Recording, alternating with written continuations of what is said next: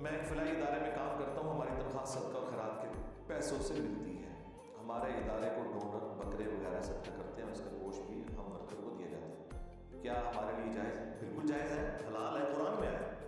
سورہ التوبہ کی آیت نمبر 60 جو ہے نا، 60 نمبر، اس میں زکوٰۃ اور صدقات، ویسے عربی میں جو قرآن میں جو ٹرم ہے وہ صدقات یوز ہوئی ہے۔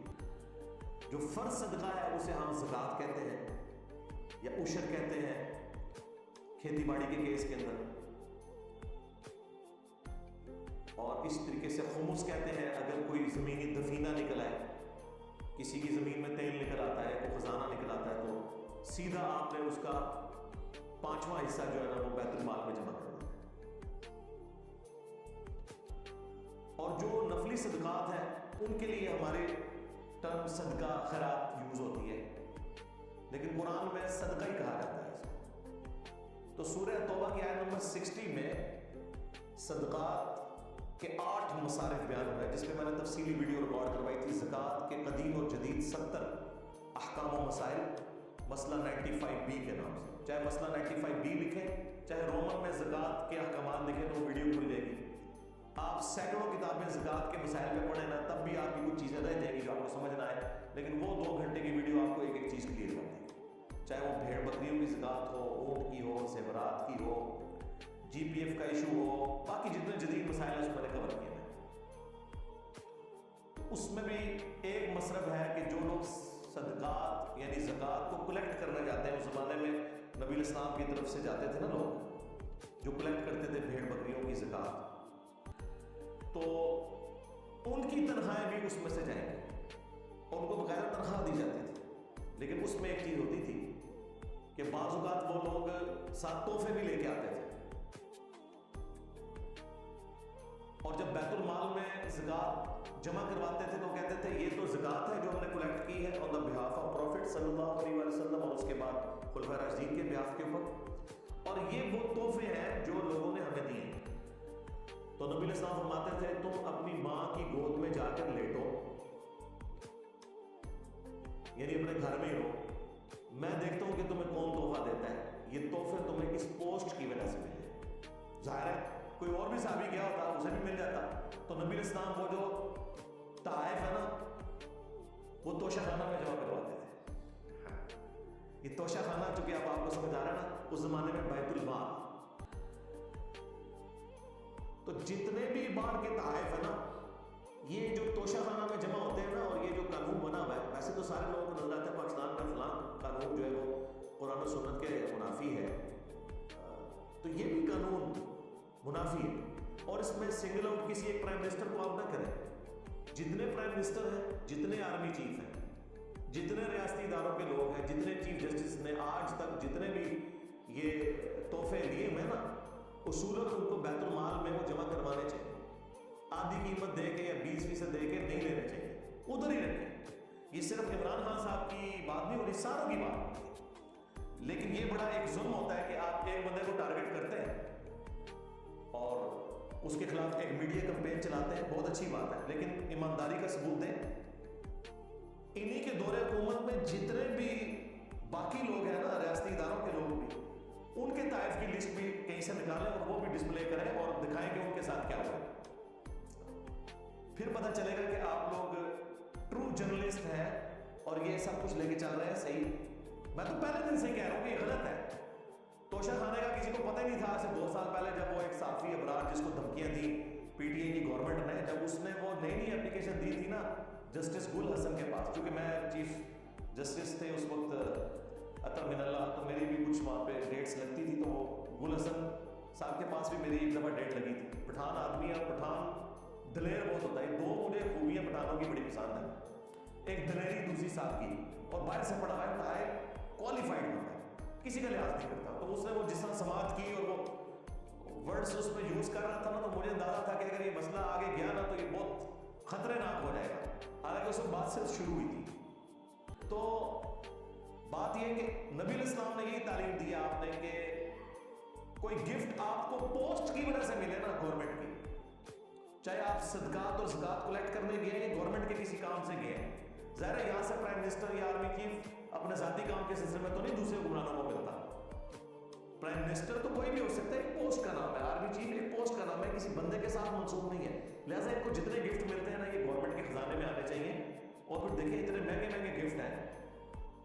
ان گفٹس کے ذریعے ویسے ہمیں تو یہ کہتے ہیں آپ 10-10 روپے ڈیم فنڈ میں جمع کروائیں, 20-20 روپے اسلاف فنڈ میں جمع کروائیں, اور خود انہوں نے لاکھوں کروڑوں کے جو گفٹ ہیں وہ اپنے پاس رکھے ہیں. اور صرف گفٹ میں پھر ان کی رشتہ داریاں ہوتی ہیں, اور پھر آگے سارے کے سارے معاملات چلتے ہیں. ان لوگوں نے اپنی جیبیں نہیں ڈھیلی کر دی ہے, انہوں نے نہیں دینا گورنمنٹ کے خزانے کے اندر. تو نبی علیہ السلام نے یہ حکم فرمایا کہ وہ تحفے آپ نے اپنے پاس نہیں رکھنے. وہ تحفوں سے سلسلہ شروع ہوا. اس زمانے میں بیت المال, آج ہم اسے توشہ خانہ کہتے ہیں. تو تنخواہیں کلیکٹرز کی اسی میں سے ہیں, یہ ذہن میں رکھیے گا. اور یہ کوئی صدقہ خیرات نہیں. اب یہ جو آپ نے کہا کہ اس میں وہ گفٹ وغیرہ دیتے ہیں, گفٹ وغیرہ کس چکر میں آپ کو دے رہے ہوں گے وہ, ہاں اگر بیت المال میں ایک چیز جمع ہوئی, اس کے بعد تنخواہ کے عوض اگر آپ کو کچھ ملتا ہے نا, پھر تو آپ لے لیں. لیکن صرف اس وجہ سے کہ آپ اس دفتر میں ملازم ہیں, آپ کو بکرے مل رہے ہیں, تو کیا پاکستانی پوری عوام کو وہ بکرے مل گئے ہیں, ان کا گوشت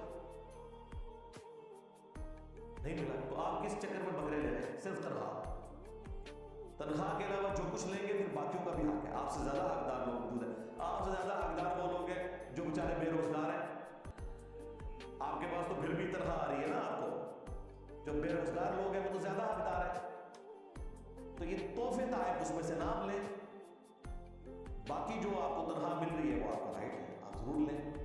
بلکہ نبی الاسلام تو بعض آپ کے ساتھی ریلیکٹنٹ ہوتے تھے تو آپ ان کو زبردستی دیا کرتے تھے کہ جب ہم کسی کو پوسٹ دیں گے تو ہم اسے ساتھ تنخواہ بھی دیں گے یا جو کچھ دیں گے, اور اس میں وہ ریلیکٹنٹ نہ ہو.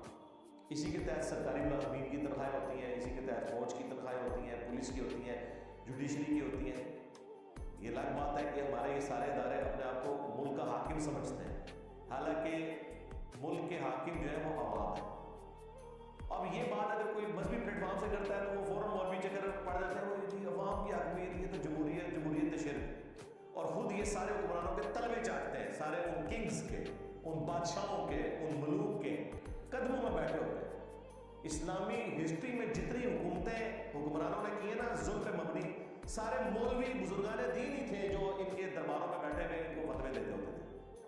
اس زمانے میں اگر ان کو ہوتا نا کہ عوام کی حاکمیت ہونی چاہیے, ہر شخص کو اللہ تعالیٰ نے آزاد پیدا کیا, کسی کو حق نہیں اسے غلام بنایا, جبکہ وہ عوام اپنے ٹیکسز کے ذریعے تمہاری تنخواہیں بھی دے رہے ہو. جائیں باہر یورپ اور امریکہ میں دیکھیں, واقعی وہاں پہ اگر پریزیڈنٹ ہے, پرائم منسٹر ہے, وزیر ہے, ویسے تو وہ وزیر کا لفظ, وہ سیکٹری کا لفظ استعمال کرتے ہیں, وہ اپنے آپ کو ملازم سمجھتے ہیں.